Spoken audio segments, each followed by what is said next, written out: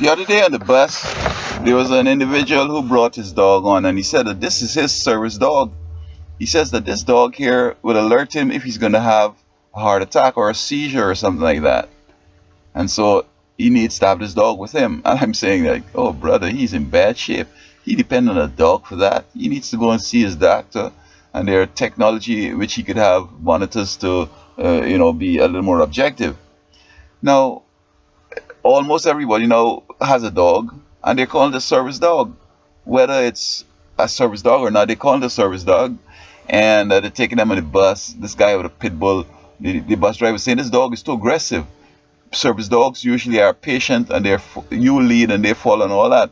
But nevertheless, he brought the pit bull on because he says it's a service dog, and they just can't get into all that right then. They just have to drive on and hope the dog don't bite somebody, or somebody don't fall on the dog or whatever.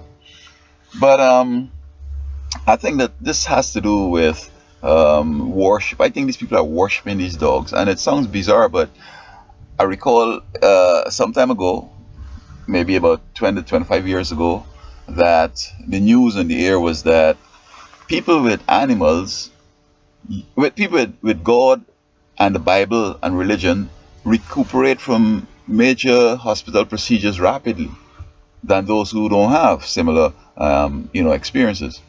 And so the devil and his people came on and said, you know what, people with animals too have a similar recovery rate and so on. And even if that were true, I mean, I'd prefer to have the Jesus in the Bible and the angels kind of experience and recover even slower than those with animals. I think this is better. And so they've equated these animals with God. I think somebody said, the Pope said that dogs go to heaven and so on. There are a lot of reasons why dogs won't go to heaven, because when God was bringing people from the antediluvian world through the flood in Noah's Ark, he selected the animals, clean ones in sevens, I think, and the unclean one by one pair or whatever. But a lot of animals weren't included in the ark, like the dinosaurs and others, simply because God had not created the dinosaurs. The dinosaurs were an amalgamation. Those ancient scientists mixed up different animals and mixed up until they got these various types of dinosaurs. And today, people are miniaturing dogs. Now, let me say that the original dog God had created, but when they miniaturize one and bring it to the Chihuahua, God had not created the Chihuahua. And so that unless he had created it, he wouldn't have saved it from the antediluvian world. But you see, it is also discovered that whenever a natural disaster is impending, that animals usually behave a certain way. And so they're thinking that animals have a wisdom that they could perceive these things out there. And, it's not true. In the scripture it says, go to the ant, thou sluggard, consider ways and be wise. It doesn't necessarily mean that ants are smarter than us.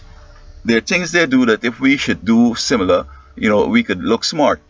But the principle is this: because animals are dumb and they don't have no understanding and they operate on a different level, God and angels they rely on God and angels so that because they're dumb and they might be in the forest, God has to help them, save them, because he needs them to clean up the dead in the forest and all that, lest disease spread.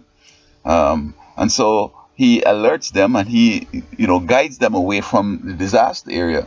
And some people might follow them, and then of course they will see, oops, I did follow my dog, and so everything was good. But we have the meteorological service in which they will tell us that a storm is brewing, or they might have seismic indications that there's a big storm out there, an earthquake in the ocean. And then you might expect a tsunami. You know what I mean? We could do rational things, but the dogs in the forest or wolves out there wouldn't know about the tsunami coming, but they might go to higher ground. God takes them to the higher ground. The butterflies going from Canada and America down to Mexico for the winter. It's not that they're smart and oh, it's winter time, let us go. Angels gather them up. They go up in the clouds, and he takes a wind and takes them down to Mexico where they're going, and just let them. Then they come down and everything is good. So that because God is guiding them to save themselves, because they're needed to clean the earth, it doesn't necessarily mean that they are so perceptive that they could know when this person is going to have a heart attack or not. I mean, he's going to discover that this dog and the one to help him to know when his heart attack is coming, he's dead and gone. Okay, his family going to say, oops, despite that the dog, he's just dead and gone. I mean, maybe the dog was asleep or something, or he didn't pay attention to the dog. But dogs are not equipped, or they're not designed to alert humans to such problems. And so the question continues to be, and so the question is, can dogs or any type of animal replace human relationships, or can replace God? And the answer is no. And I think society, everybody with his dog and depending on some animal, piercing up ourselves, painting up ourselves with tattoos, and a variety of other things that people are doing, you could just see that something is impending. Something is impending because people are, it seems like the dumbest time in the history of the world. I mean, to be in the Middle Ages, at this point in time, it's darker than the Middle Ages because we have all this learning, we have all this intelligence out there, but yet people are becoming so dumb by, harming their minds with drugs and, other forms of sort of making the mind atrophy. The videos they're watching, they're hardly thinking and trying to solve their problems. And so, it's a dangerous time. And I think we need to train our children to interact with other children. And we should find valuable companionship in other humans. Because this animal thing, it's bad, it's ugly. People spending thousands of dollars on dogs' health care while they're just going to the emergency room to get health care for themselves. I mean, of course, health care for humans is going to be probably a lot more expensive than for the animals, but nevertheless, they're putting these animals as priority. They're getting good food to the dogs while they eat it just garbage. And so it's a bad trend. I don't like it so much. Putting so much confidence in animals is bad, and they can't solve our problems. We got to solve our own problems with the help of God. So I wish that folks would stop this big movement towards this animal situation. The other day in Berkeley, I saw somebody writing on the pave that animals want to live. They don't want to be experimented on. They don't want to be eaten. They just want to live. Well, this is a person, and this seemed to be a righteous indignation, but not really. This person might be just evil, because animals eat animals. The tigers would eat the anything, and the lions and these other big cats would eat anything that passing through when they're hungry. Um, Also, animals will eat the dead that is on the side of the road or in the forest. And sometimes these tigers and lions, they're thinning out the population of these animals because the sick ones, if they continue to live, they might spread the disease. And God is the one that is controlling the ecology out there, and He is the one that is providing food to the lion and so forth. Sometimes lions just feel like they're so stealth and they're so smart and they could catch, and a lot of times they don't catch nothing because they think now that they can handle it, whereas it's God who's providing food for them. And so, this is a bad trend. With this guy, God did say that we could have animals to eat.